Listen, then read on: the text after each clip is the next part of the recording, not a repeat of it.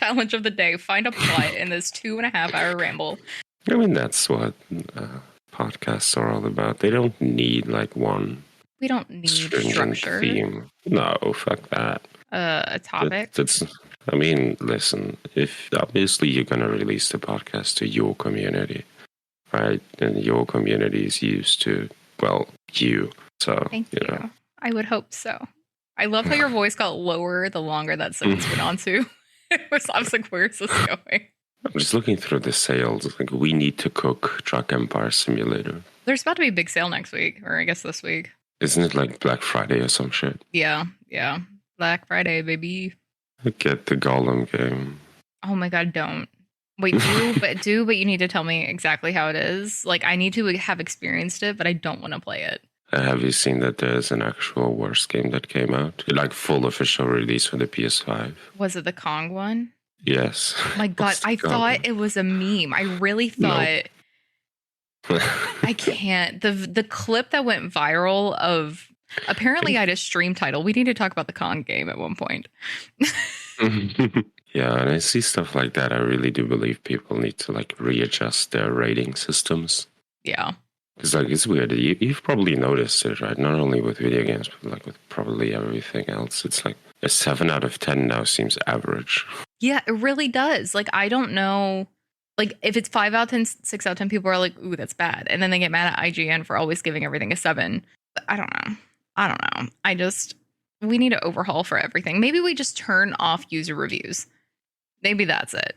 I hate when things run with like, this is like the worst rated thing of all time. And like when they review bombed Overwatch 2 when it got its Steam release and stuff like that, or when Borderlands 3 had the big, review bomb for Wonderlands, and then 2 had the big review bomb for New Tales, and for 3 being on Epic. Like, it's just, what does it do? Or things need to be better at sorting out obvious, like, in mass review bomb kind of comments. I guess, I don't know. I never look at reviews. Or at least not like Steam comments review stuff. If like something interests me, really, I look up a YouTube video. Look at like gameplay or whatnot. Not an actual like review. Because obviously actual reviews of games have spoilers and stuff, right? But well, a lot of them won't. Like, some of them will warn you, but some things, like when TV shows get reviewed before that episode comes out or the day it comes out, they'll be, here's the episode to view, and then they'll put like, hey, this is what you can't reveal, this little plot line that happens. And video games will often have like their spoiler-free reviews, but it depends on, I guess, what you care about. Like, if you care about, oh damn, I didn't know there's a skill tree or something like that, then, but some don't care. Some really don't care. The less legit of the publication, they're very much just like, I want shock value, here you go. Yeah, usually I don't even really care about spoilers, to be honest. I don't know, I feel like you can still enjoy a story even if it got spoiled for me. One of the biggest plot points of the new God of War got spoiled to me randomly, and I still enjoyed that game. Well, I'm so protective. Literally one of the biggest twists got fucking spoiled for me when I started. That's such bullshit. I'm not going to tell you. But I want to know. I'm very protective of Last of Us 2 spoilers in my chat. Or in general, because I'm still bitter. So much of it leaked before it even came out, and people just love leaking things that they're mad about. And not that it ruins the game experience for you at all. Like, I would argue it's better to have like the preparation going into it, maybe, if they're going to be really upset about it. But it's such a good story and experience because you, of course, are upset during it, and you're feeling this, like, you're on this journey trying to make sense of any of this, just like both of them are. And I don't want to take that away from people because some asshole wants to be like, oh, they ruined the game. I do love the clip or the screenshot you sent me earlier, though, of like 16 hours ago, someone being like, no spoilers, but they killed one of the biggest characters in the franchise in such a shitty way for Borderlands. I'm like, okay, buddy. And then for them to say it should have been Lilith, I just, okay. Yeah, people are going to react heavily to BL4. Either way, it doesn't matter what they're going to do, especially since, Ava is here to stay. BL3 There's no way, pretty obvious. There's no way they get rid of Ava. Yeah, that's... we talked about this before as well, right? When you said that you read through like old BL2 forums and stuff. Yeah. People initially hated Tina. Yeah, they hated her. They hated her. Until Dragon's Keep came out, she didn't have a character, and people were like, she's just like this annoying, bratty, loudmouth kind of thing. And what I love about the review you sent me, or I say review, but the comments that you sent me, is that they're saying that Ava has bad manners. And I'm like, I didn't realize that was a metric for Borderlands. Like, like for these characters, that's what we're worried about. These people who like freaking loot everything. It's totally, it's weird. But yeah, people hated Tina. They were mad at Roland being serious. It's, you know, characters get character development. And I think Ava was actually done, I say all the time, if you roll their eyes, it's not to beat a dead horse, but Ava was done really well for her role in the story, whether you like that it happened or not. Like it wasn't not done well. You can just not like it. But people are so mad at her. And I'm like, who else would have, every time I go, who would you have given Sanctuary? Been like, you're in charge of this. I'm going to go yeet this moon. Who would you have given it to? And people are like, oh, Tannis. Tannis doesn't fucking want it. Ellie doesn't want it. Like Lilith had a whole DLC to be like, I'm going to become a leader, even though I don't want to be. I don't want to be in this position. And all of them were like, Lilith, we need you to do this. We need you to grieve and be the leader of what we're doing here. That was the plot. That was the entire plot. And Suck it up and do the thing. Yeah. And so it's just like the person who's been training under Maya. What I think is the weirdest thing, to not nitpick about any of that, is that we have no reason to believe that Maya and Lilith would like know each other well, be in contact, talk through all of this. Like they never interact outside of like you being the playable character, and that could be fit in for anyone. And of all the like Canon Vault Hunters to come stay, we have Maya, which yeah, I like to like cool think that, but there's nothing in this story. This is new information for us. This is expository for us to be like, oh no, I know her. She's back at Athena's. We've been in touch. It's fine. And people are just like, oh, there's so much character development. I'm like, no, there's character development because they've told you what has happened in this time. You did not experience that with these characters. There wasn't any character development for Maya in BL2 either. So like, no, there wasn't, but that's my point. You put it pretty well. People care about because they want to fuck her. So. They do, and I hate that. I love Maya. I care about Maya a ton. I was upset. She's every other Borderlands character. She's cool. I want to know more about her. I think people care more after the Krieg thing, but that also didn't really get fleshed out until post 3. So people are like, oh, we were robbed. And I'm like, no, they literally made that DLC. That was what that was for. I don't know. It's wild. I'm just, also, if you're going to kill a character, you kill someone that people are going to care about. You need to have a reason to do it, and it needs to matter. She is literally the only one in the story that could have advanced the plot by dying. Yeah. Yeah, like, people just don't know what they're complaining about. It's tiring reading through that. I also feel like Roland died in the same quote-unquote cheap way as Maya as well. So, like... I love Roland's death. People didn't seem to have a problem with that. I'm sure that... I'm going to look for it. I'm going to look for it right now. God, you want to go there, really? I love how it autofilled and knows it's Borderlands. I did not type Borderlands because, okay, Roland's death confuses me. How did Roland die in Borderlands? Why did Roland let himself get killed by Jack? Is he stupid? Why is Roland dead? Roland's status broke me. Roland died. Spoilers. How did Roland die? One shot. Did anyone else have no reactions to Roland fate?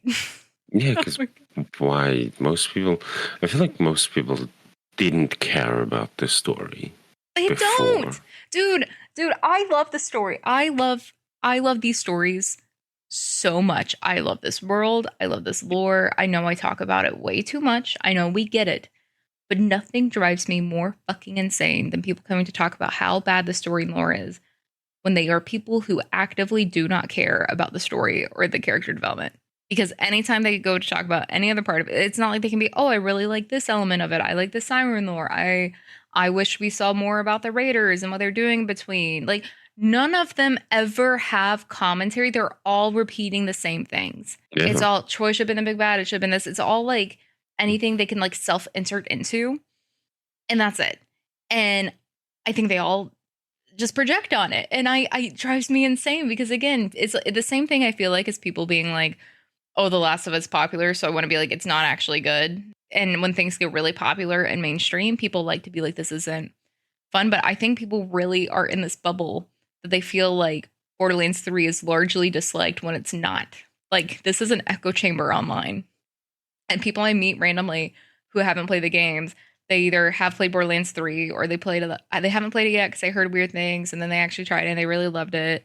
Or, they actually got back into it because Borderlands 3 and now it's their most played game or anything like that is what the actual conversations with people we have. It's so mind-blowing to me that people just like want to be upset about it. Yeah, I mean, I think that's a point throughout all of like the internet. I don't know.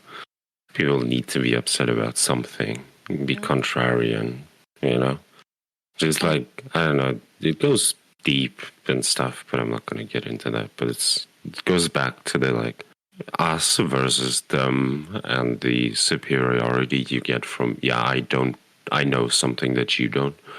I've broken the plot of this thing and I can see that it is bad for what it is. Just because you have to be contrarian to make yourself feel better because you have nothing else important going on in your life. I remember someone called me contrarian stream once. I think it was like talking about the Eclipses or something. I'm like, do you know how much of a basic bitch I am? But also like, I'm sorry that how is it now contrarian to be like, nah, Ava didn't suck. Like, or whatever we were talking about. I love this Reddit. So Roland's death confuses me. So Roland had a shield during the fight at Control Core Angel. Only two possibilities exist. Roland brought the weakest shield or Jack just had like a super pistol, which is possible. And the first comment is third option. Roland had plot armor after the events of Borderlands 1, so he never upgraded his shield. That could be possible. This one from a couple years ago too.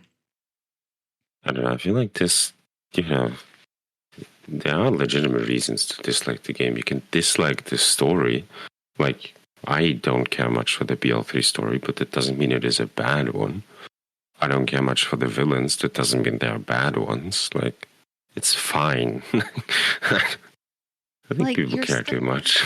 I'm just like, these are people who literally talk about not wanting to have to do another story playthrough of the game to get to New Game Plus. So why do you care anyway? Like, I do just hope that if BL4 goes in the same like direction where BL3 went as well, with how they present the story, that they give the player the option to skip both cutscenes and dialogue. I think that would be a very important thing to add. I think if they add it in a way, and I don't know how they would do it with the style of gameplay that Borderlands is, I think it would have to be in just like you're accepting mission things, but since you can also run around and do other things, it's weird. But in a way that Cyberpunk lets you skip dialogue, that would be really cool. I mean, that or either just, give the player an in-game option for what PC players can already do, delete all dialogue. And then the game, deleting all dialogue is so fucking rude. I hate it. I just want to play the game, dog. I don't give a shit. I know you just want to play the game, but I don't understand, other than like the forced pacing of stuff on replays, why that stops you from playing the game just to have the dialogue. Because there's so much waiting around. Well, that's what I'm saying. If they added in like the Cyberpunk kind of like quick skip, if they just delete all dialogue and then I just imagine then people. Here's the thing: people are dumb. I love people, but people are fucking dumb. I'm imagining someone enables this option to delete all dialogue. That's in-game built-in option, and it's the same argument that people have with like the Resident Evil thing, where they painted like ledges yellow or breakables yellow partially so people could see it, and then they're just like, well, like this is dumb and breaks immersion, but you take it away, and people are around looking for a ladder for 3 hours during a playtest because they don't know. What's climbable. I think if you delete dialogue from people who are just like, oh, well, fuck, it was bad anyway. One, who cares? I'll be their opinion forever. Be like, oh, it was bad. I deleted it. I haven't missed it. Whatever. They're going to do that anyway. But it's the people who then are going to miss directions or what someone's saying or something like that. And it's going to be like, well, this game is dumb and it doesn't actually like tell you what to do, or there's no sense here. How would I even know to go there? And like also that's part of Borderlands. I get the mission like acceptance dialogue, like run to the bridge and like those type of plot progressions, but the running around doing stuff with people talking like on the echoes, that is so much of the mechanic of Borderlands. I cannot imagine running around silent. Yeah, but the thing is, though, what you have in that case, I mean, firstly, to your first point, people are dumb, and no matter what you do, you will have people What an be set in their uplifting conversation. be set in their ways and their opinion. Just talking about video games, obviously, that translates to other things of life as well. But let's not get into that now. No matter what you do, people will have their opinions on games and stuff. So I think you'll have to weigh your options there. And I think it would be a better idea to just add it and then, just dealing with the fact that some people will misrepresent the game, because that's going to happen either way. And the other thing is BL3, it's not the fact that you have dialogue playing while you run around doing other stuff, right? But in the main story, what happens frequently, especially in the DLCs as well, is that you get an objective, you go to that objective, let's say you have to pick stuff up and bring it back. You pick the thing up, you bring it back, you give it to the character, and then the character talks to you before updating the objectives. You can't even progress before the dialogue is completely played out. 2 does That's that a lot, the issue. too. Like, not as much, absolutely. But 2 does it a lot. But the thing with 2 is that you have, external ways to skip the dialogue, i.e. just instant save quits. You don't have that luxury with BL3 because, the game got bigger, graphics, yada, yada, yada. So I think now it is on the developers to add such a mechanic so that you don't have to rely on either externally deleting the dialogue or save quitting all the time. I would be interested in seeing like a study somehow. I don't know how they would do it. I don't think it's possible. People who stop playing the game because of that. Because I don't think realistically it would be that large of an audience. And because like it doesn't have the anti-cheat and we can mod and do things like that, I really feel like it's not worth probably the dev time to, like, if it's an easy thing, if it's just like an optional built-in thing to be like, cool, shut the fuck up, I understand this, skip, move on, and there's a seamless way to do that, great. But if it's like, I don't know, I don't know how some of the mechanics of the game would seamlessly work. I mean, they could easily be doing that already. That could be something like a lot of new gen games are doing and doing well, and they added in, the skip cutscenes after launch for 3 and stuff like that. But I don't know. I just feel like things with games, it's always like this could be someone's very first game. It could be someone's very first Borderlands game. It could be a lot of different things. And the people who continuously play a game are always going to find the things that like slow them down with it and stop. And there are plenty of things I can pick apart in all the games that are, replay all the time. And it's like, God, why does it have to do this thing? Or why does it load like this? If I could get rid of claptrap dancing across my screen when I'm trying to open the fucking game, great. Like I would do that. But I don't think it actually would dramatically impact like player retention. So I don't know if that's something that resources would even go into. But I could be talking fully out of my ass. I don't fucking know. No, I don't think you are. I think it's a pretty valid point because what we as a community have to understand, we are playing, like, for both of us, we're playing BL2. That game is like 11 years old at this point. Yeah. Not many more people are playing that game. Same with BL3, right? The overwhelming majority who played it once and then, moved on. And if you only play it once, then it's fine. You experience the story, you get to do the thing, you shoot the bad guys, it's fun. Right, so I think it's a very valid concern, or a very valid question, rather, to ask whether or not the developers would invest time into that, which will benefit, like, I don't know, 10% of players who will, replay that game 12,000 times. Yeah, exactly. I'm on playercounter.com for Borderlands 3 live player counter, and right now there are 202,949 players online. It's more than I thought. I know. I wish we could see something for BL2 the same way, but It's also late at night. Like, that's a large number for this time of night, I feel like. I mean, other parts of the world exist as well. I know, but it's just for, like, right now it says the large majority, it's like 38% of it is from the US. Or, yeah, it's 30%, 9% Germany, AO, 8.25% China, UK 6.92%, and France 5.32%. I mean, who knows? I guess we'll see and find out once it drops, right? I don't think it's going to happen anytime soon, though. I was like, do you think we'll get a game drop next year? No. I fucking doubt it. I mean, I would assume, assume is a strong word, but maybe we'll get Wonderlands 2 in 2024, but that seems like a reach as well.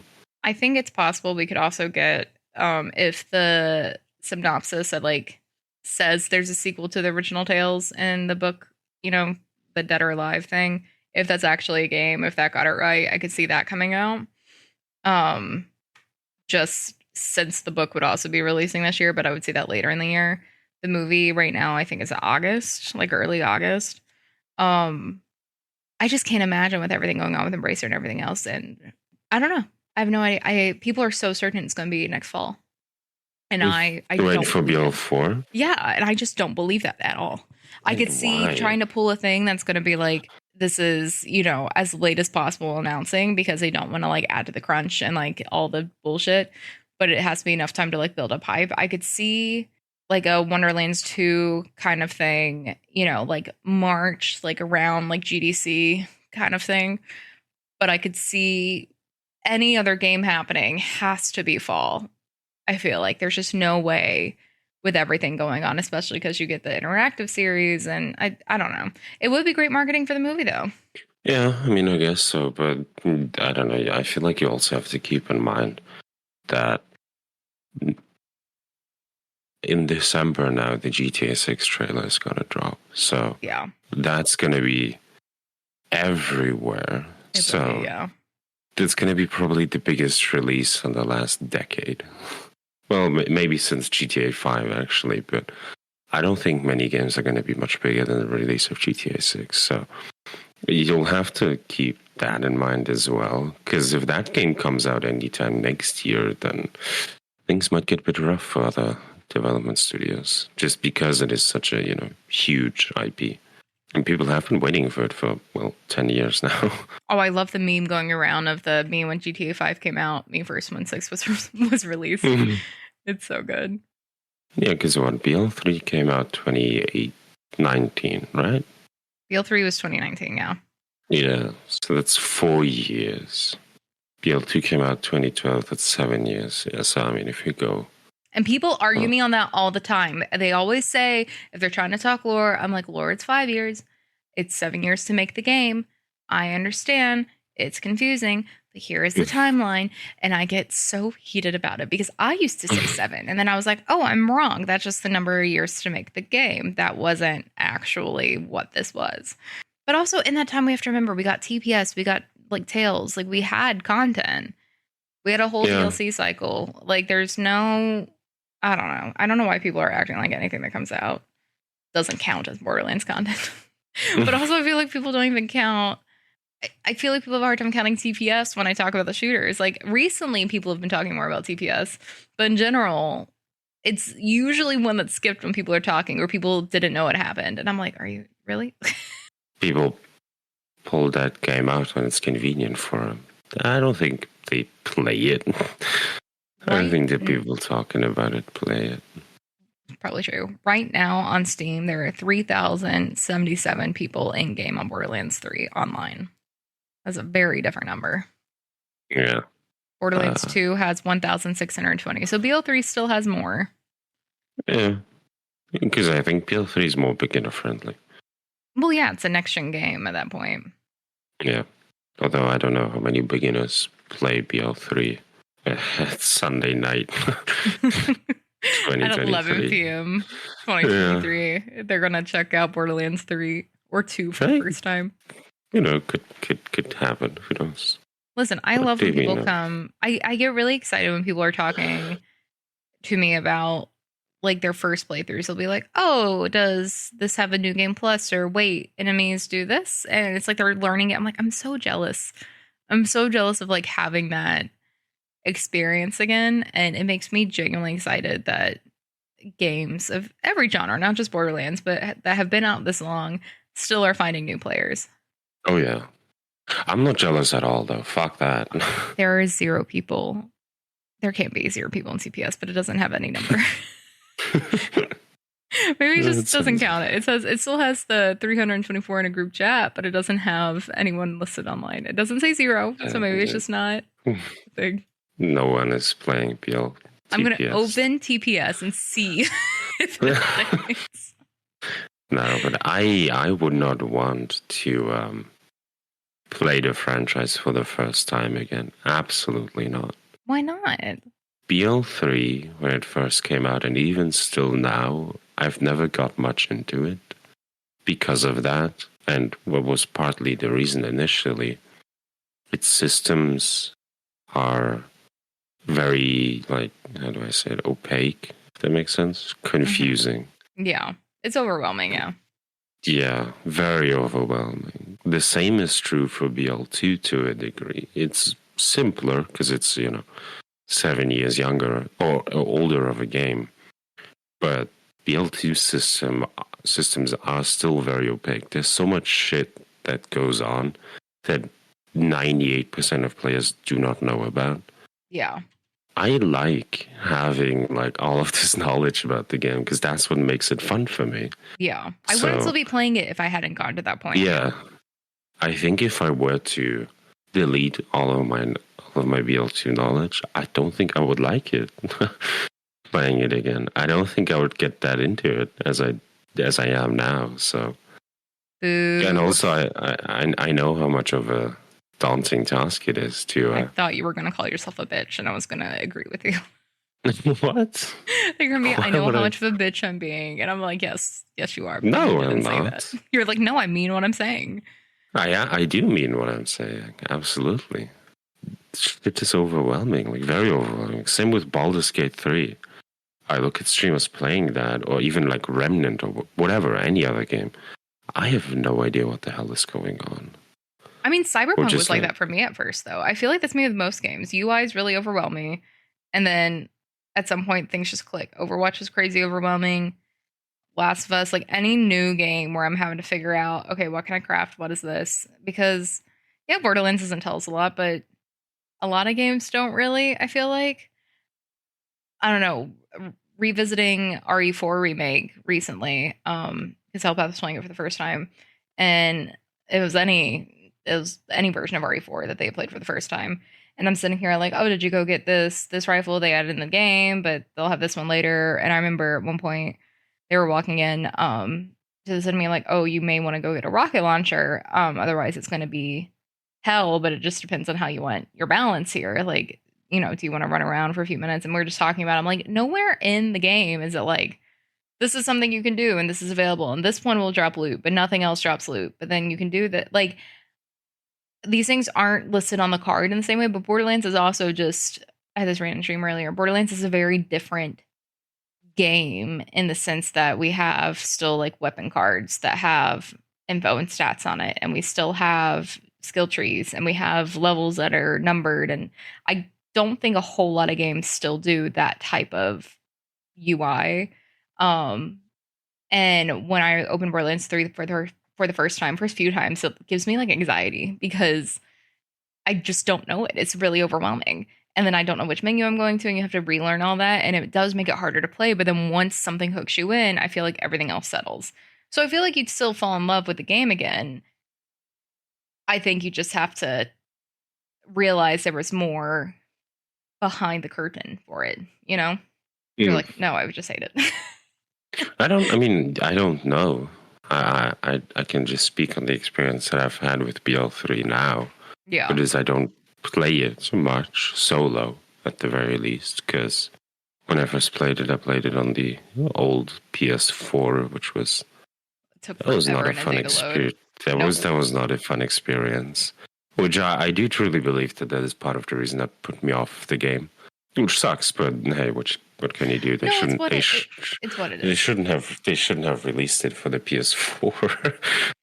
Same with Cyberpunk. That shit. But also, if you actually look into it, the skills that you get are a lot more complex than BL2. Oh yeah. And the Well, you gear can even that you swap get, out skills is yeah, still confusing to me. and the artifacts you can have, where you can roll like 14,000 different attributes or whatnot. But it makes it pretty much impossible to like actually get a good grip on what everything does and how it interacts, because even the order in which the passive attributes are listed on artifacts in BL3 matters sometimes. Yeah. The sheer amount of gear in that game, the gear diversity you have, they need to tone that down, in my opinion. You can't do a 10% drop chance for an item that can roll like million different ways with like class mod and artifacts. This is not viable. They definitely should not do that. So there should be some kind of depth in its gear system, and I think they went in the right direction from BL2 to BL3, but I think they overstepped it a bit. I think it's also just it was built to be able to last through current gen. Like, I don't look at BL3 and go, this plays like a few-year-old game. I do with some other games. And I feel like that's part of the issue of things launching on the PS4. And I know people, and I get it, but I know people got really mad about games that aren't coming out on the PS4. I get it, because Cyberpunk has admitted that like that was one of the things they shouldn't have done, because that was one of the things that they knew they fucked up. And yeah, I think Borderlands 3 just took the right turn to modernize the game mechanics. And it may be too much, but I think that's a lot of the pitfalls I have with 3 in general, and why it's not always like it's not my comfort game in the same way 2 is, where I'm like playing it all the time. And neither is TPS for similar reasons, but it's similar, but it's kind of the opposite. But I feel like 3 just knew what people would be like going, well, where's Jack? Where's this? You know, what am I going to expect from this? So they just shoved so much into it that it's almost oversaturated. Like the fact that we have, free events, and we have, these DLC expansions, and then we have, Arms Race, and we have Guardian Takedown, and it's just so many different ways you can play the game, which I think is good and what is needed. But maybe the fandom wasn't ready for it. And I don't think that means they shouldn't have done it. But I mean, I think there's a lot that people haven't utilized from the game. I know I have. There's stuff I haven't done in the game. I don't play endgame of that game because it is an epileptic nightmare. Yeah. It does actually make my eyes hurt. I'm like that with any type of strobe lights. I feel like the older I get, I don't know if it's a new migraine thing or whatever, but I physically have to like cover my face or look away when things get like flashy or stroby. And I just would love if everything moved away from that. Yeah, the screen pollution they need to tone that down a little bit, I think. Yeah. I'm not too worried about it right now. That's fair. You're not laying awake at night like these poor people on Reddit.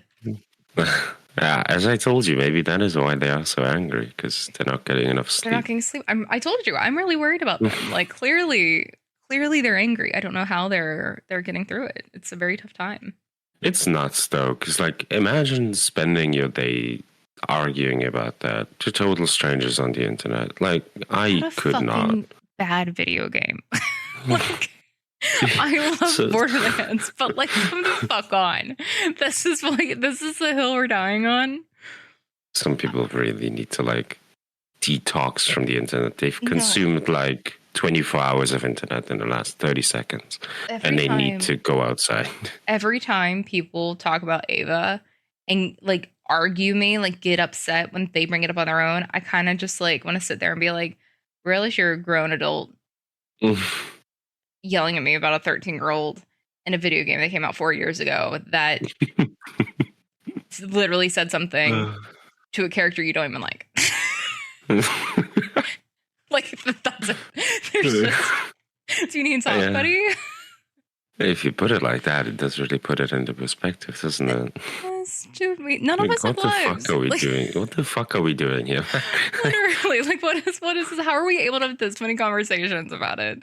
Like, that's the thing. I'm sitting here like holier than thou, like, oh, but you see, I think it's a good game, and people are just angry. I'm sitting here at 11 o'clock at night talking about the defense of a fake 13-year-old in a video game. It's all dumb. We're all fucking dumb.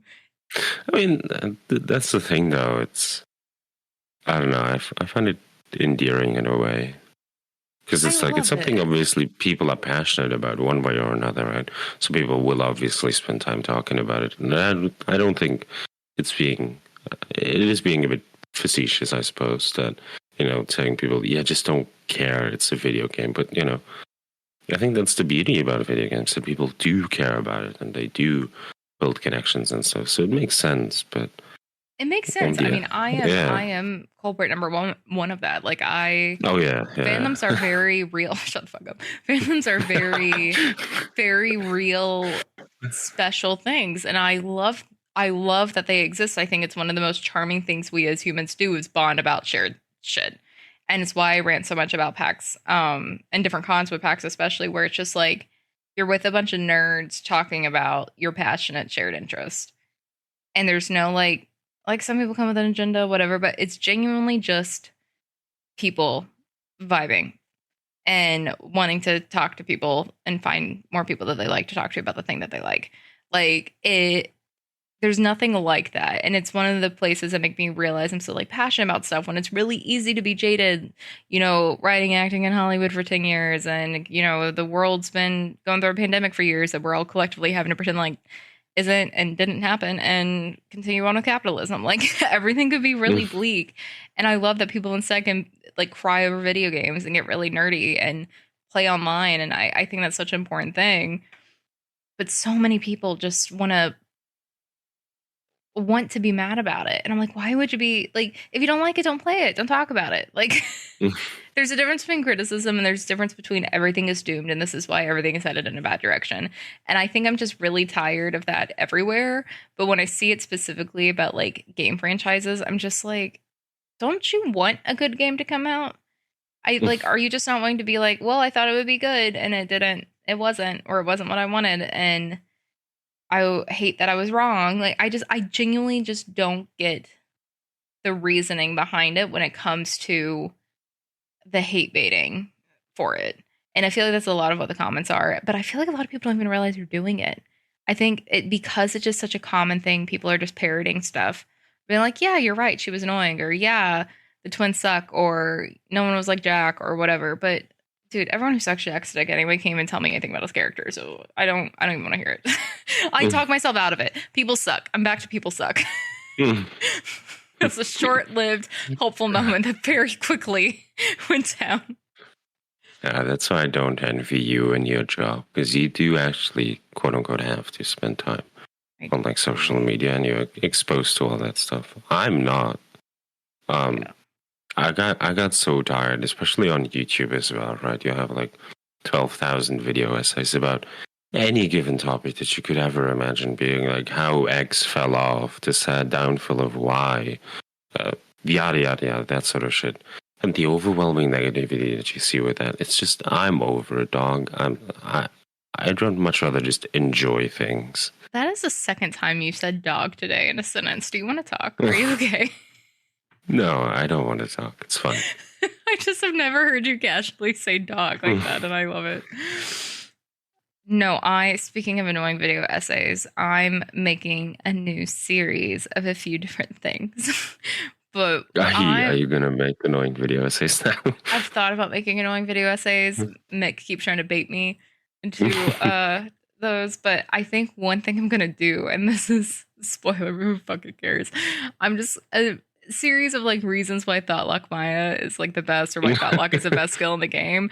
But I think I'm going to make a bunch of different shorts of like when you're an idiot and it's like you're running it under geared, under leveled, or you're stubborn, and like have a whole thing, or like the surveyors for the heal you back, like a real tip. But then like no friends, NPCs will take care of it. If with Thoughtlock, people will run and beat up the boss, and like just that kind of shit to be like, no, Thoughtlock's the best when you're a fucking idiot, and it's great. and just every boss that's like, thought luck is best when Hyperius, and just me repeatedly dying. I think that could have some merit. I think it's just fun. I mean, it'd be like a little short thing, but I think it's just one of those things where it's, I just want to be able. I can drag the game, I can love the game, I can whatever, and I will convert everyone to thought luck. I really will. Thought luck is the best skill in the game, and people can fucking fight me. It is fantastic. How does it feel to be wrong? It feels wonderful to be right, and I'm going to be so excited when one day you are going to be like, oh my god, Lion, have you tried using thought luck before? And I will get to murder you. It's going to be great. Is that what you dream about? That's gonna happen? No, I dream it will be the meta one day. What I have nightmares about is that people are gonna credit it to jolts.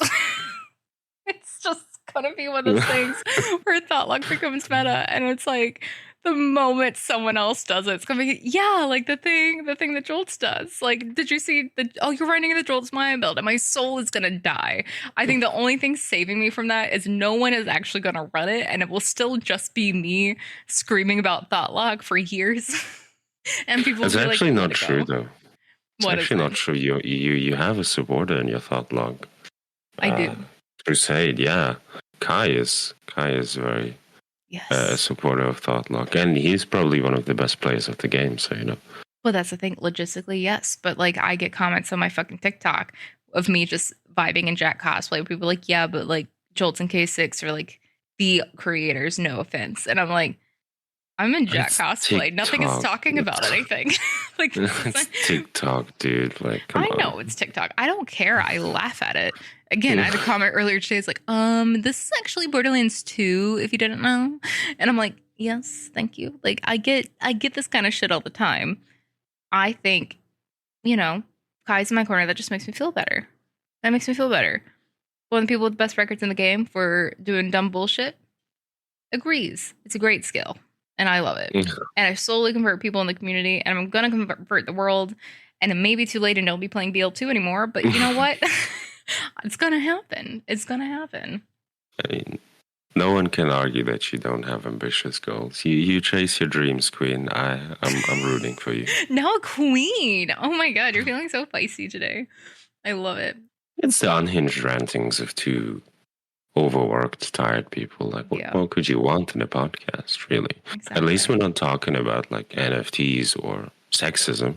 That's a good start, I think. Which is a great segue to this week's sponsor, NFTs. No, I'm kidding. The whole of NFTs. It's just the whole of NFTs. They really need a rebranding after the whole, vision issue went on at the party. They blinded a bunch of people temporarily with a medically grade blacklight or whatever it was. And they sent an email. I read about that. Yeah, they sent an email going, hey, Lion, we need you. We need your podcast to rebrand NFTs. All right, can you chill out real quick? Can you chill out and save these poor billionaires with their digital wallets, please? I'm just glad that all of this, like, NFT crypto bozos get fucking left in the dust now. Like, I was so tired of reading about that every other day. And I'm so tired of hearing about that now. And, I keep saying people who are just trying to, like, put chat GPT in a different wrapper and get money from it, it's going to burn out. And AI actual use cases will stay, but people just trying to eliminate artist jobs or, like, do creative things that they can't do or make money real quick, all of that's going to fade out because it's all the same people who talked about Bitcoin and Dogecoin. And it's just the same pattern. And I'm like, okay. Yeah. I mean, obviously AI has its applications, and it's interesting to think about, though, if you look back at technological advances, same with the internet, I suppose, right? Where when it was starting out, like, because you have like this curve where it'll start out slowly, then it will absolutely skyrocket, and then it'll plateau out. Right at the start of this skyrocketing phase, people see it go a bit up, right? And then people are going to be like, yeah, this is just, temporary, whatever. It's not going to develop much further. And then it, goes completely haywire. I wonder where on that timeline we are currently with AI. Because if we're just at that like initial little bump before the actual spike of it, then things are going to get very interesting. Yeah. But if we're already at that plateau point, then who knows what's going to happen? Who fucking knows, man? It's all just bad. Yeah, I'm not too worried about it, like stealing jobs, especially not from artists. I think it's going to be much more used as a tool for, I don't know, like my first instinct is because that's the field I really work in, is like use cases in like programming. I agree, which would be great for me with work right now if we were there. But no, I'm worried about the artist front, if anything, just in the Hollywood sense, because like I have to vote on the SAG ratification right now, and I don't know what I'm voting.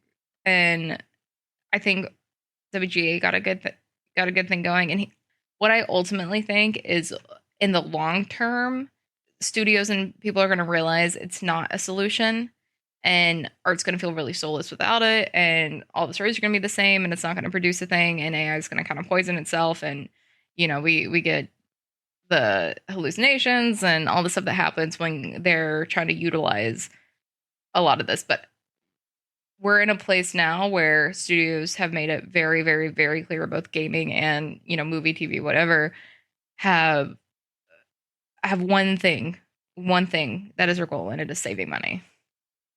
Yeah.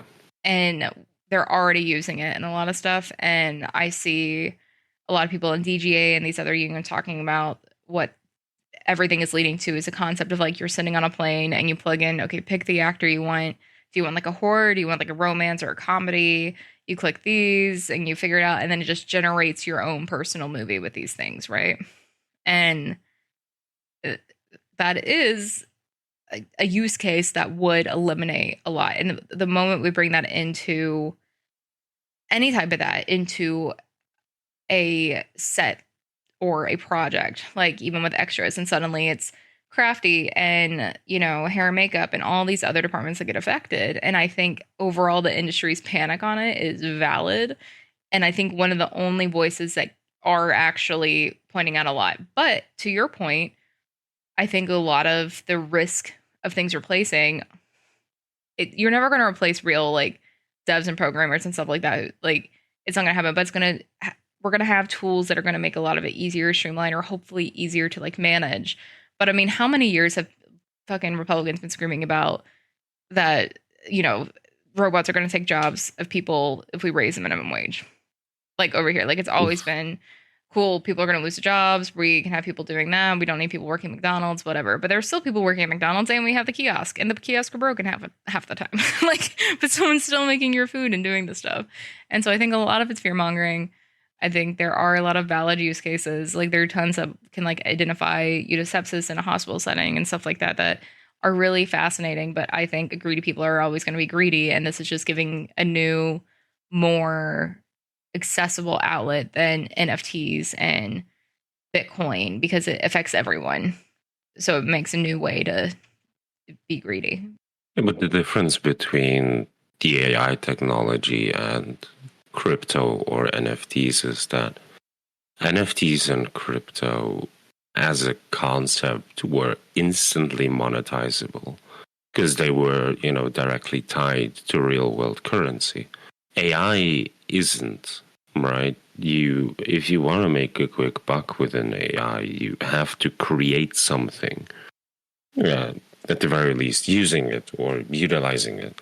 Right, so it's not the same. It's certainly, obviously, people are going to be using it if they want to make a quick buck, but I think there's a key difference. People are just really scummy.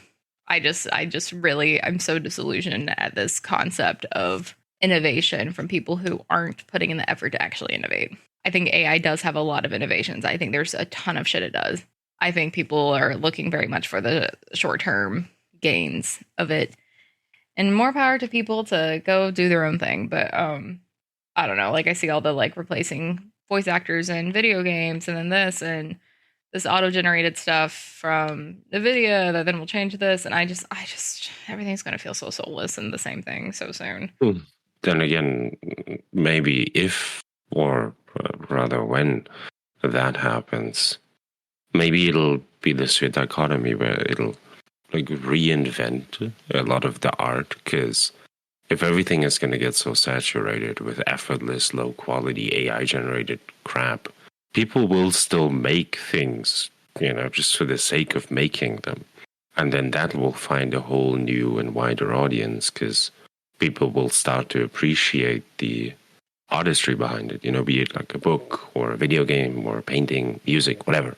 Oh, I'm sure. And we're already seeing that with like search engines. Like the shit I do with SEO is also like I have to have conversations all the time where I'm like, if you're going to generate your tweets and blogs and all this stuff with ChatGPT, it's going to be filtered out because things that have always had AI, like search engines and things like this, everyone knows how you're manipulating it, so it's not going to index like that. And so I already see all these things I'm going through that, like for different projects or clients or things like that, where I'm constantly having to just weed through all this AI generated crap that is fed to you, be it ads or videos or, fake audition pieces or, phishing scams or blogs of why this product is the best and this is the best thing you've ever heard. And I think for me, the biggest thing is just that technology is at its core supposed to be accessible. And the moment it becomes limiting, it's not good tech. And we're constantly, as people, wanting to evolve and create stuff. And I think it's hard conceptually for any of us to sit here and be like, this is where we're going to be. Because there are people who do that professionally. And it's still like, we can't imagine something we haven't seen before. Well, right? And I think if 20, 30 years ago, you were telling people about, Midjourney, mind would be blown, right? And so I just think that people used to be so scared a couple years ago. I would be having conversations all the time about this isn't like a Terminator situation. This isn't Skynet. This isn't, any of the stuff like computers aren't about your Alexa's not going to come and take over kind of thing. And people taking batteries out of phones, that people were so scared of, all of this that we got so desensitized to it. And now it's different. And so they're uploading all their photos into this like yearbook generator for pictures and doing this because it's fun and it's a trend. And we have this and we have AI targeted ads. And what if instead of hiring an artist for our comic book, we get this AI generated because everyone else is doing it for a pitch and we're going to fall behind on tech if we don't? Like, it was such a quick switch within my own industry over the past 5 years. It's kind of horrifying. But I'm also like, I feel like we've hit a point where it's becoming limiting. And it has to evolve. But what that's going to evolve into, I really don't know. Yeah, I mean, I think it goes back to the makeshift graph I talked about. It all depends on where we are at with it right now. It's like if things are about to explode with the technology, then the shit is going to get interesting in the next 5 to 10 years. But I know this is a really deep conversation, but I need you to know that I'm sitting here with my keyboard cleaner while we're talking, but it has a little brush on it. And it's like, I'm just keep painting the palm of my hand and my fingers as we're talking. And it is the best sensory experience I think my body has had. What? So an AI can't do that, but I'm literally sitting here just like, I look like I'm high. I'm just slowly painting my hand. Completely engrossed in the conversation. Literally. I mean, listen, shit works. That's basically what ASMR is, right? Calming, something to occupy yourself with. I do ironically like the brush sounds on ASMR. I like them unironically. Fuck that. I think it's relaxing. I was just yelling about this on stream the other day. I was talking about your voice. I have no shame. I have no shame in that. I used to years ago be like, oh yeah, like ASMR is like, yeah, because people are like so weird about it. And I'm like, no, fuck that. It's great. Find the one that works. Find the one that works for you. I'm like, if you don't like water sounds, great.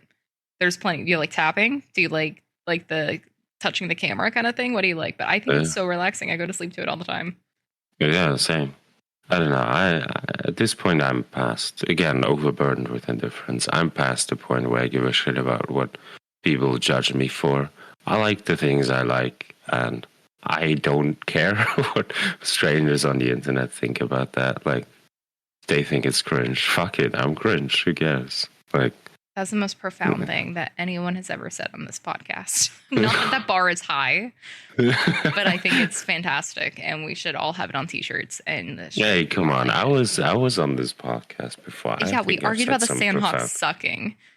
Yes, I think that was a very profound conversation. It was.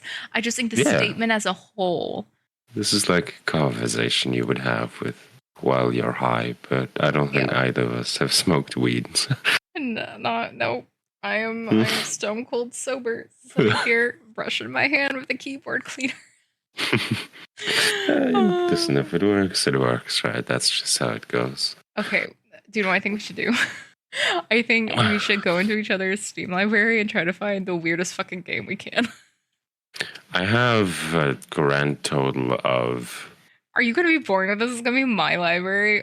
97 games. Okay, well, I have... How many games do I have? I have 358.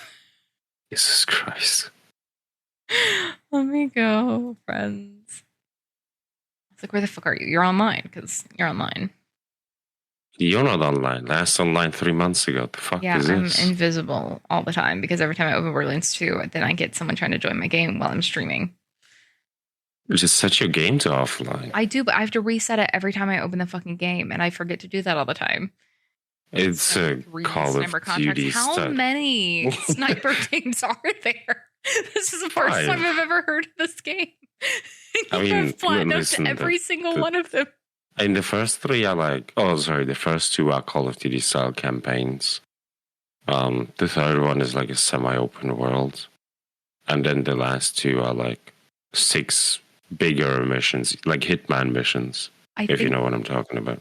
I get what you're putting down. I love that you have almost 90 hours in Car Mechanic Simulator 2001. Mm-hmm. You said with your whole chest, and I love it. Yeah. You only have 56 hours in Game of the Year? Yes. Or 52? All mine are on PlayStation. I've never even... It says I have nothing on Steam because I've not played it on my account on Steam. That's exciting. Because you have 23 hours in pre-sequel. Are those all me? Probably. Jesus Christ. Yeah, that's probably with you. 6 hours in Portal. You haven't platinum Portal? No, I want to do that on stream. I've played Portal 2 on stream, though, for the first time. So, I remember that, you and Baki, yeah. No, what? No. I didn't play it with Baki. Nope. Did you not? I played it solo. Well, then I'm a fucking liar. Baki played it with someone. Baki played it with someone. With Dwarvo, I think?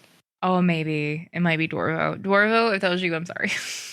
I have 118 hours in Power Simulator. So, like, the fuck are we talking about here, that's right? That's true. That's true. I'm looking at it's a great game. Crisis 3 Remastered. Is that another sniper game? Wait, do you not know Crisis?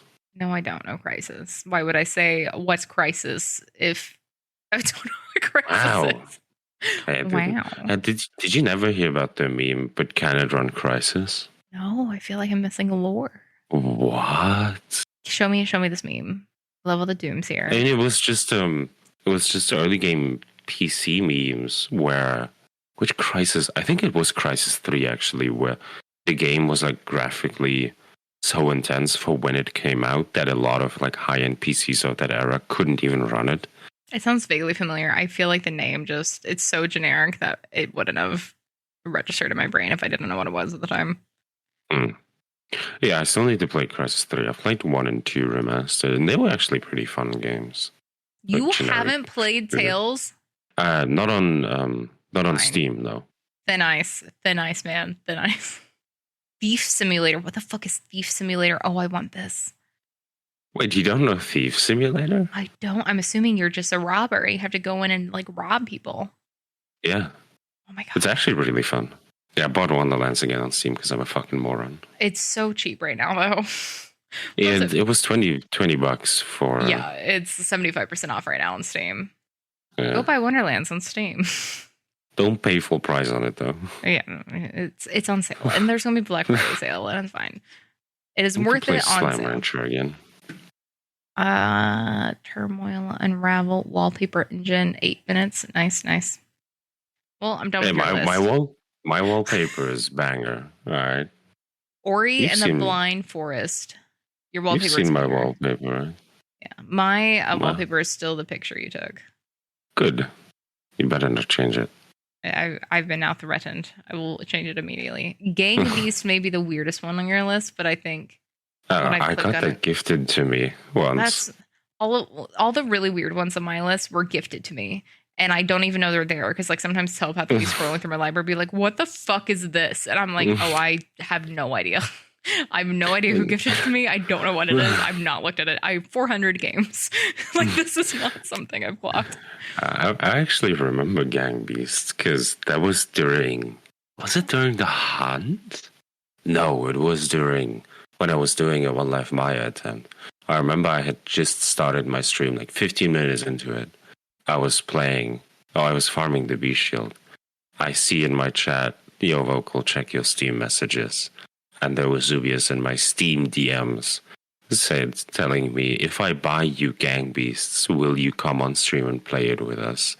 We have 3 people, we're missing 1. And I'm like, yeah, fuck it. I played Gang Beasts for a stream with Zoops, never touched it again. I love that. Wait, where can I see your list though? If you go to my profile, and then you'll see on the currently offline profile words, you'll see games, and you can click on it. So it only has 102 listed here, which is weird. Yeah, 102. What is it? Dump in the Dark? Oh, yeah. So that was one telepath. I was like, what the fuck is this? I think that's I know this one. I know this one. I have no idea what Past gifted me, but apparently, like, it got something in my Whispers last Christmas or something like that. It was like some giveaway thing I wasn't there for. I was like, oh, cool. That's the only thing I can trust it for. Amogus, yeah, of course. Of course. Apex. Apex has more than 12 achievements. What the hell? That's the thing. I feel like so much is missing when I look at it from here. I feel like I just need like. You don't even have all of the achievements in BL2. No, I don't, because I have them on PlayStation, where I played my 1,000+ hours. Literally, what is wrong with you? I haven't felt the need. Listen, I got another achievement yesterday, and it was something Dragon's Keep, where I like did a thing that was mandatory in the mission. I'm like, cool. Love that for me. DBD has 236. Jesus Christ. It's, yeah, with each new Survivor DLC, blah, blah, blah. This is missing so many of my games. I don't know why. Okay, what is depth? It's some shark game people keep trying to get me to play. Like 3 people have tried to give this to me. You play as a shark or a diver, and you like, it's a stealth kind of. Yeah, I saw that. Scroll through the trailer. Destiny 2, that's not something to be proud of. How many hours are on it? I can't see your achievement. How can you see Destiny 2? I have 0 hours on it. That's why you can see it. I can't see your hours here, though. Oh, really? Why is everything broken? See, I love this. It's fine. It's hiding all my sins. I have it sorted after playtime, apparently, and a Dump in the Dark is on rank 1. No. It's like, that doesn't seem right. I've never downloaded the game. I don't know if I've clicked on the store page. No. My top game, I'll give you one guess what it is. Ooh, that's a difficult one. I'll give you a hint. I think it's Five Nights at Freddy's 3. Close, no, but this one starts with a B. Very similar game. Did you Getting over it with Bennett Foddy. Shut the fuck over. Did you see my jump scare yesterday? Were you there for that? Did you jump? No, I don't think I have. And Simulator Survival. There's a lot of gifted games. I'm so sad you can't see all of them. There are way too many. Why are there so many Life is Strange games? Because there are. Because life is very strange, V0cal, and sometimes it is. You need a game about it. Apparently you need 5. Who the fuck is Nancy Drew?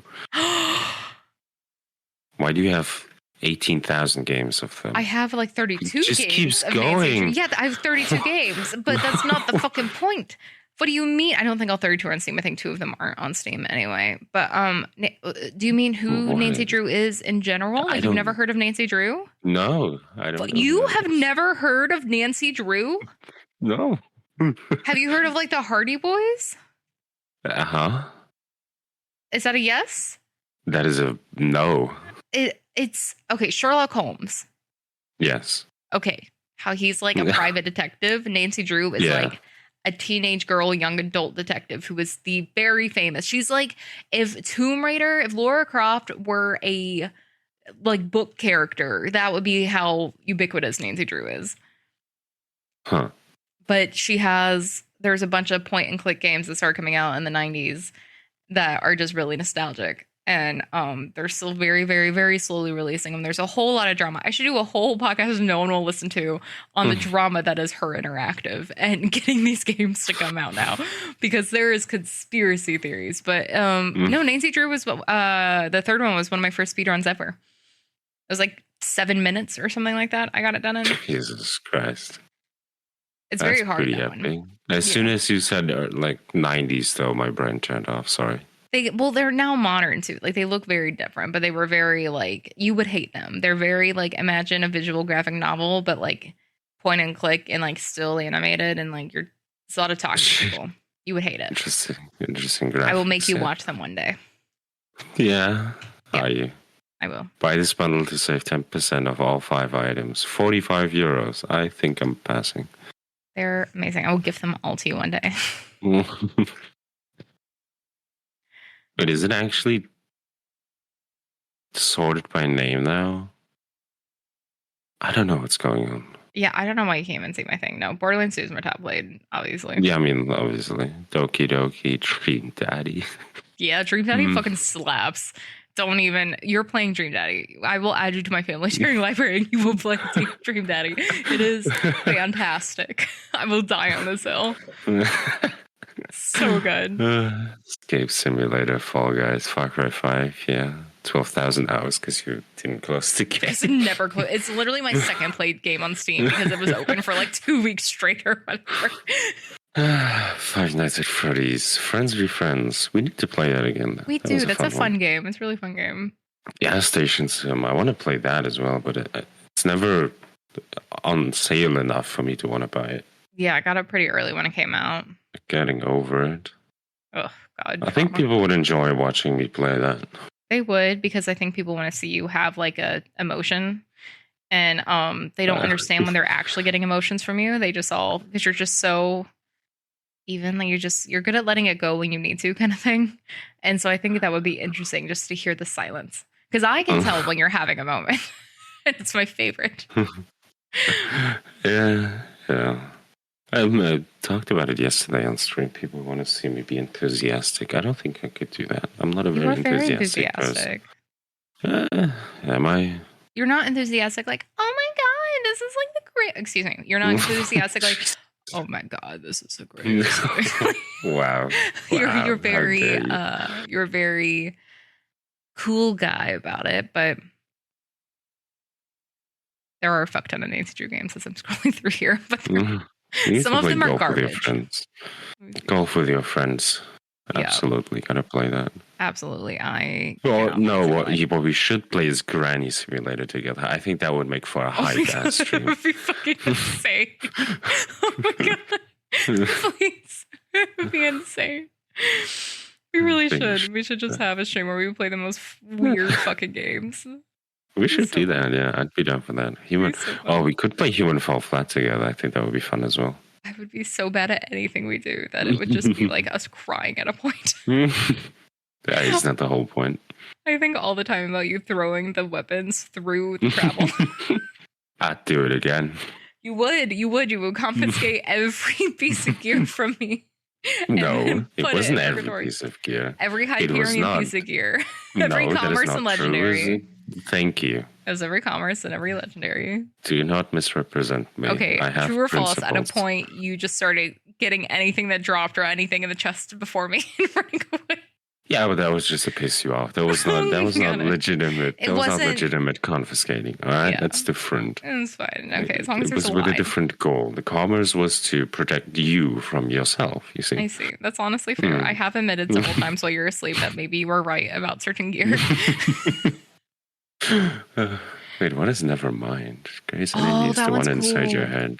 So that one I haven't played yet because I've been a little bitch about it, but I got it so fast when I heard about it. But it's a game that literally monitors like your pupils and like your heart rate or whatever you have hooked up to it while you're playing. And the more freaked out I can tell you're getting, the more the game changes to adapt to keep freaking you out.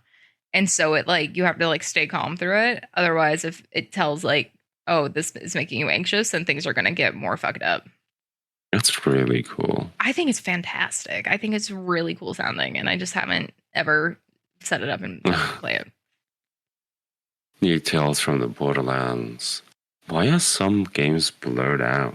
I don't know. Yours was having that too. Like Cyberpunk was blurred out. So I'm wondering if it's just like no, because I have a bunch of horror in here. I have no idea. Yeah. Outlast. I'd love to see you play Outlast. Did you watch a jump scare I just sent you? No, I haven't. This is what it's like watching me play Outlast. Let me see. The first thing I hear is when you're under-leveled and or under-geared. Yeah, that makes sense. I was talking about Potluck. Oh, do you actually get scared by the mimic? I forgot it existed. I was mid-sentence. Jesus Christ, Lion. I forgot about it. I was busy talking about Potluck. The way you jumped it. It happened again later. It happened twice. God. Oh, that's great. Like I love that. Full-on scream. But that's essentially. I will be playing Outlast and it'll be really tense. And then the moment I'm like, oh shit, I have to hide, I like throw the controller like again. It's so fun. I love Outlast. It's one of my faves. I love it so much. I have it almost memorized. If I were watching it, if I'm playing it, suddenly I'm like, I don't know which is left. I don't know which is right. Oh my God, he's going to be in this room. I have to hide under this bed and I cannot do that. It's so good. It's one of the few horror games that like actively freak me out like that. Anything that I can't fight back in really freaks me out. Oh yeah, I remember Poker Night too. Yeah, that's the one that has the Maya head. It's the... Yeah. Speaking of, I told you that I played Fortnite recently with a couple of friends of mine, right? You had fun, you little weirdo. Yeah, and because it's on Epic, right? They did. Do you remember they did this cross promotion with Wonderlands? I do, with the Butsalion, yeah. The glider, right? I forgot I had that because I bought Wonderlands on Epic initially as well, right? So I was looking through like my inventory in Fortnite. I was like, wait, I have Butsalion as a glider. I'm so fucking jealous because I literally went to rebuy Wonderlands on Epic when I saw that promotion was happening, and apparently the promotion had ended, but they hadn't taken off their advertising for it because I initially bought it on Steam and PlayStation. Have you not played Remnant or Remnant 2? Not on here, no. Okay. Again, most things are PlayStation because my little laptop couldn't handle anything. So a lot of these were like not played. I'm like, fuck off. Yeah, Resi 2 and Resi. Those are the remakes, both, right? Yeah.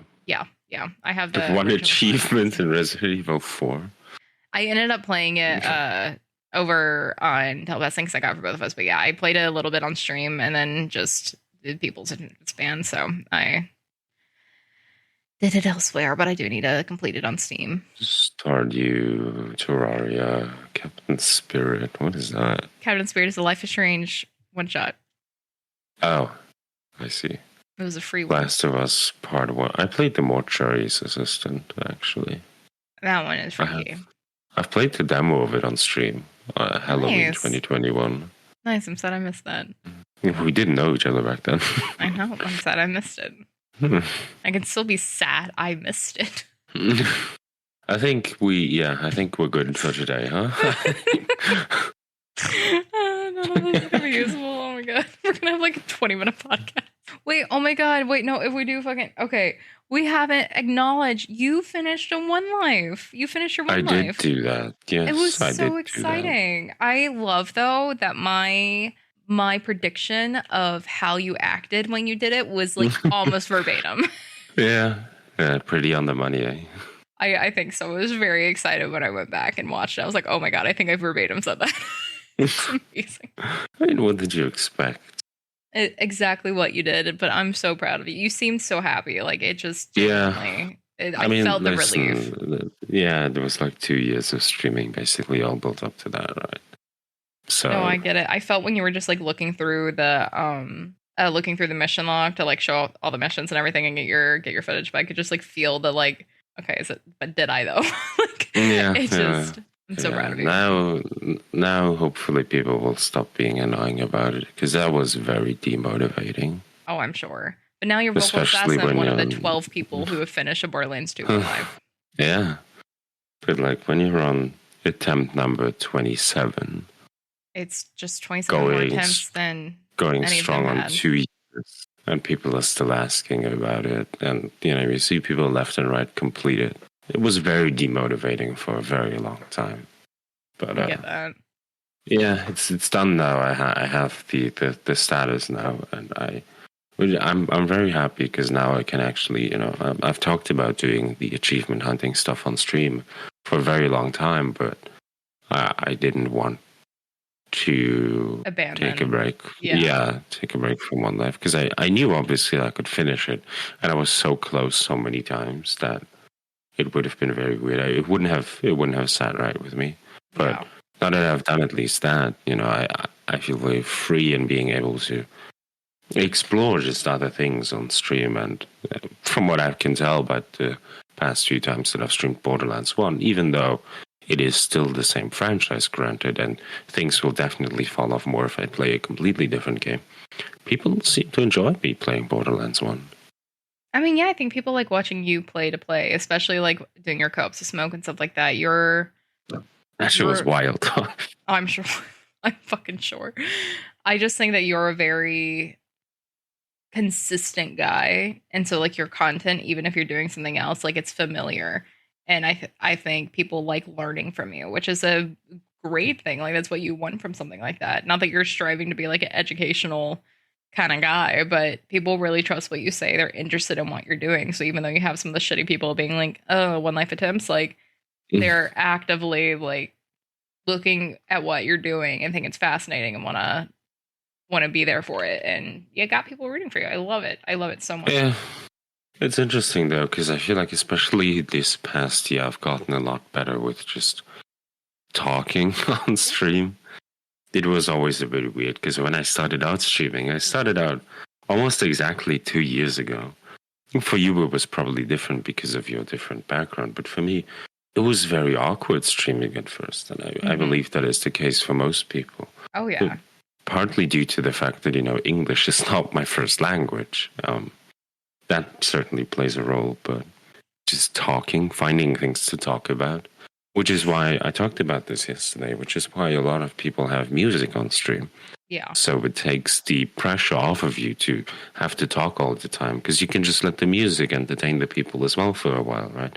There's no pressure. But if you don't have music, then I think it is more important to keep talking. And with the past year, especially with co-oping with smoke and stuff, just bouncing back and forth, I translated a bit into my own streams as well, where I feel more comfortable talking about the most random things. Yeah.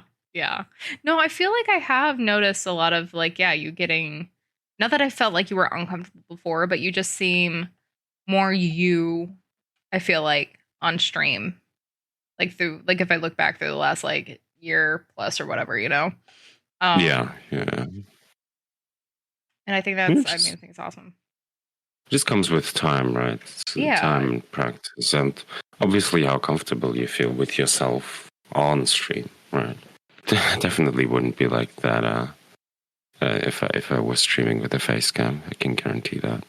I mean, I just love our fucking co-op bullshit because you just like would say shit, and I feel like when I first watched your stream, it was much more just like controlled, and not that you weren't funny or anything like that, but like it was always like our private combos, and then stream, like I was just always like, okay, like I'm gonna like be nicer. I think you come on my stream and you're like, yeah, you have packet loss in your brain, maybe, and I'm like, oh, I love this. And it's just like, I don't know, I think you have this energy that's just always really fun, and so even if it's like I'm lurking while I'm trying to go sleep or work, or if I can't sleep and I'm watching or something like that, it's always really entertaining and a very not, it feels like you're not trying, and I'm not saying you're not at all, to like not want to devalue any of that, but it feels really effortless to people watching and listening to you, I feel like.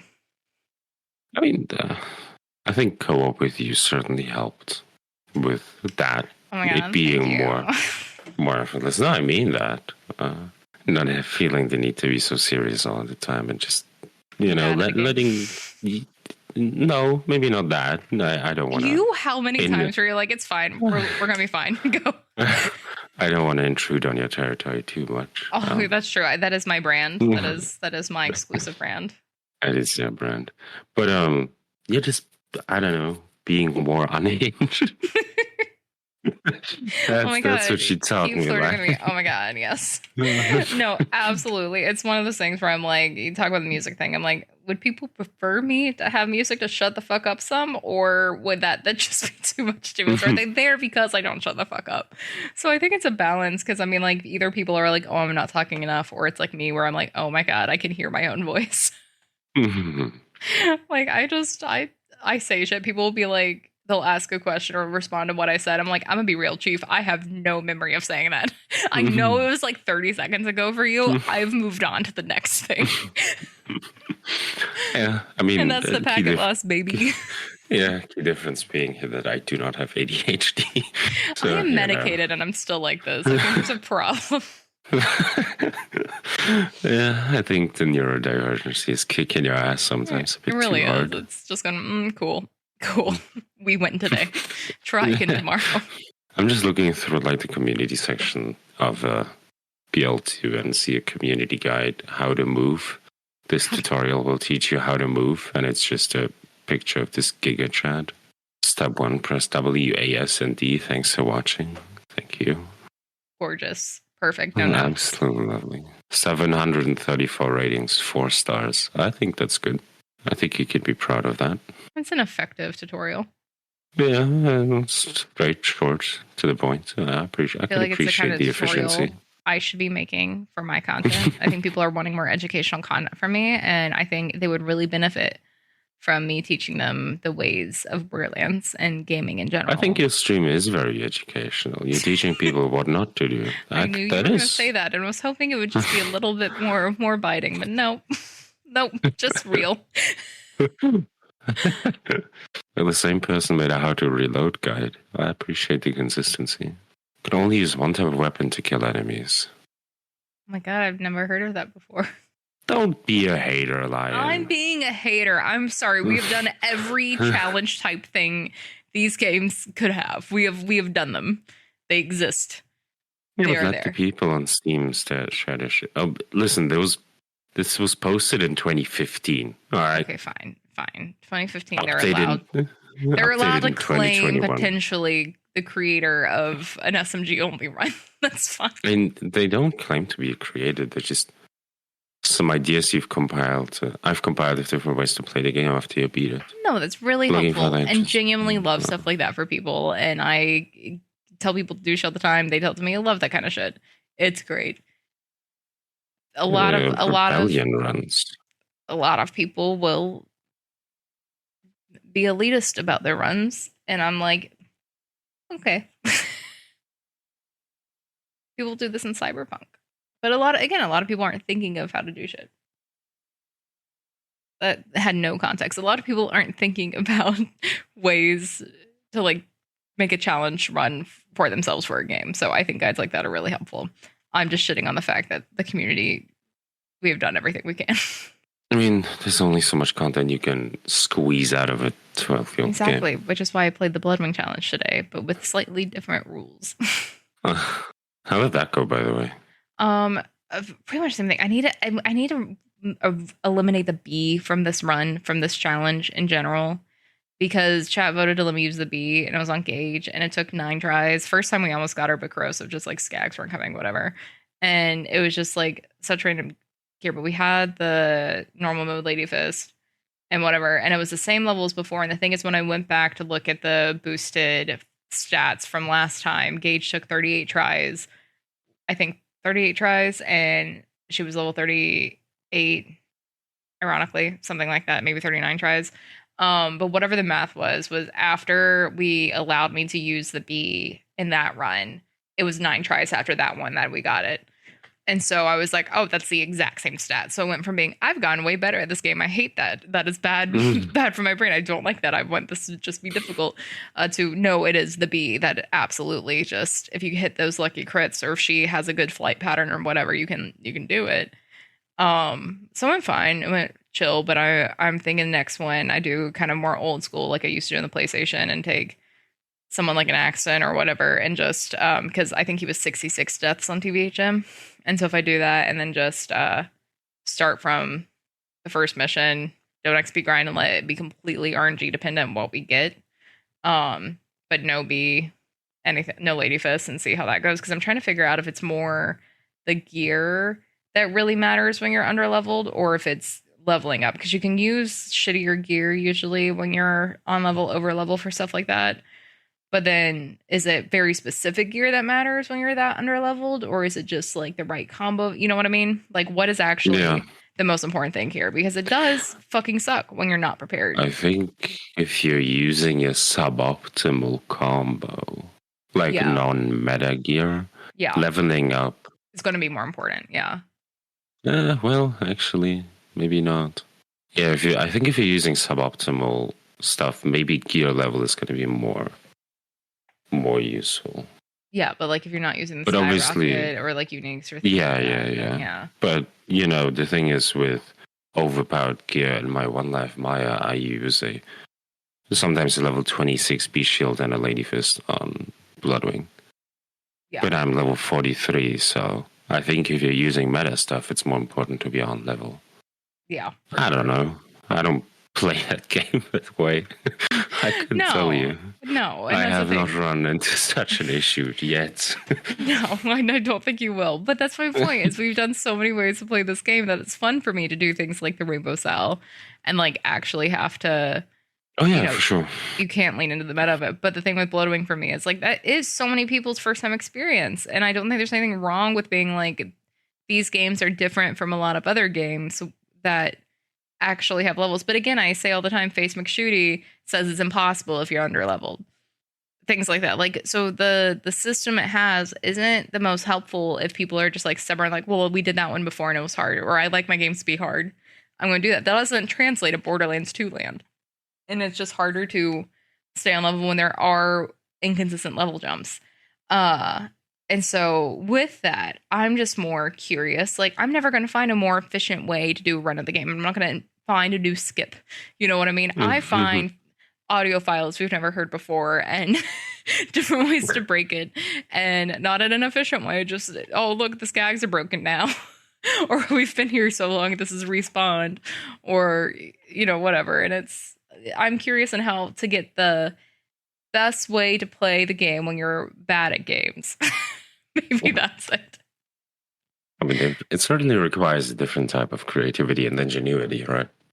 I think I would just get bored also of just doing a bunch of one-lives and stuff like that. And like SMG runs and things like that. Like if I haven't done it before, fine. But once I've done it, like I think I'd just be like it was fun doing the one life with you. It's a different type of stress. But I think alone, that just made us in there. Yeah. I mean, also, it's not why you play this game. That is fine, right? No, I play this game because I'm a fucking dumbass and love it. And I think on that note, we can end the day. Yeah, I think that's a great... So how do you want to wrap it up? Borderlands 2 sucks, and I'm getting a tattoo of it, so I know for the rest of my life that it fucking ruined my life. I owe a lot to the franchise, because, I mean, without it, I would never have met any of me. I've met on. Yes, you as well. Thank you. Oh my god, we're talking about me. You didn't have to talk about me. Thank you. How gay. God. I love it. You're awful, you know that? I'm still brushing my hand with this keyboard. I think you need to go to sleep. Probably, but that seems not as fun. So I've been being very brave and not doing that. Brave is one way to put it, eh? Listen, I owe a lot to Borderlands. I owe a lot to video games. I owe a lot to the PlayStation. It's all fantastic. I love games. Games are great. Thoughts? I agree. People playing those games are dog shit, though. Full circle back to people suck. We're just yeah, that's it. Yeah, I'm not even gonna pretend. It's true. It's true. No, you're right. People suck. People just fucking they do. They go be angry and play League. It's fine. Like. Yeah, I mean, don't talk to me if you play fucking League of Legends, all right? You have obviously no taste, and you need to do some self-reflection and self-healing before you go to me and talk shit. All right? I don't want to hear it. I love every time I ask someone, oh yeah, should I try out League? Even if they play League Die Hard, they go, no. Yeah, no, because why would you? I thought you were going to say I get You all have anger management issues, and you just like Whitmer. You're like, oh, your taste sucks, and you're bad at video games. I mean, yeah, they are. Yeah, Arcane was great, but yeah. I haven't watched it. I finally watched it. Which is why I choose usually not to interact. Who? Handsome Jack. Oh, fuck off. I needed a good punch note to end the recording. That's what I needed.